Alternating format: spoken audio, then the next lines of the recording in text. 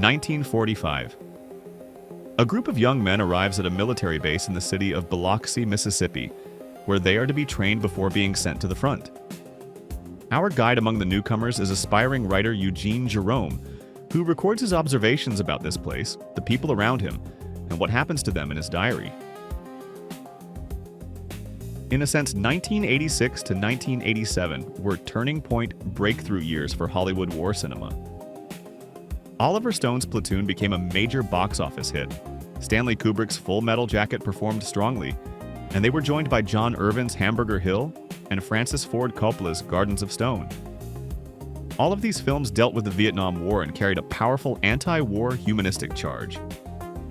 If you try to add Mike Nichols' Biloxi Blues to that lineup, it looks like a Maltipoo standing next to fighting mastiffs, touching in its vulnerability. Formally, Biloxi Blues also has a war and the training of young, untested recruits. But this is not a film about brutal reality crushing lives and killing dreams. Rather, it's an attempt to capture and translate to the screen a remarkable quality of youth. The tendency to remember only the good and to romanticize even the darkest moments of the past. Simply because you were young then, full of hope, and life seemed to stretch endlessly ahead. This is a film that exists for the sake of its final monologue, in which Jerome wraps the story in nostalgic reflection. In that sense, Biloxi Blues isn't really about war or how people get there, but about coming of age, and has far more in common with Rob Reiner's Stand By Me.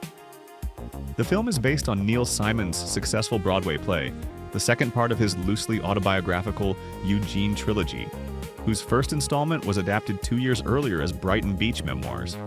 Matthew Broderick, who plays Eugene in the film, also played the role on stage. 2 more actors made the transition from theater to screen: Penelope Ann Miller as Daisy, Eugene's first love, and Matt Mulhern as Wachowski, the most belligerent cadet in his platoon. Director Mike Nichols interpreted the original play in his own way, making several key changes and shifting the emphasis away from humor, of which Simon's writing has plenty, toward a gentle nostalgia while still partially retaining a theatrical approach to the material. The film's key scene, in which the other recruits find and read Eugene's diary, is shot in a single long, unbroken take, and Nichols often uses this technique throughout, lending the film a sense of immediacy and authenticity. Still, it doesn't solve the movie's main problem. At no point can you forget that these are the memoirs of a New York intellectual who never made it to the front, and whose most vivid memory of military training is losing his virginity to a local prostitute. The character who was meant to serve as an anchor, a voice from another world, is Christopher Walken's Sergeant Toomey, the man training the boys before deployment. But Walken chose to play him not as a dangerous psychopath with a metal plate in his head, but more like Hannibal Lecter, outwardly calm and composed, yet deeply traumatized inside. He's always ready to strike, though nothing on the surface gives it away except a vague sense of danger radiating from him. Not everyone appreciated Walken's performance, but it's a powerful and subtle piece of acting that simply isn't given the chance to fully unfold in Biloxi Blues. Toomey deserves a film of his own, and that's what feels especially strange.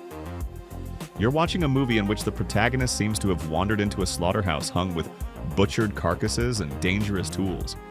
Yet for the entire hour and a half, he stubbornly refuses to notice them, happily petting the local cat instead.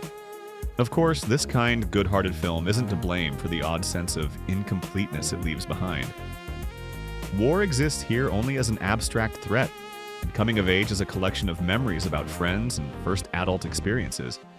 But that's precisely where its honesty lies. This isn't a story about how things really were, but about what we remember.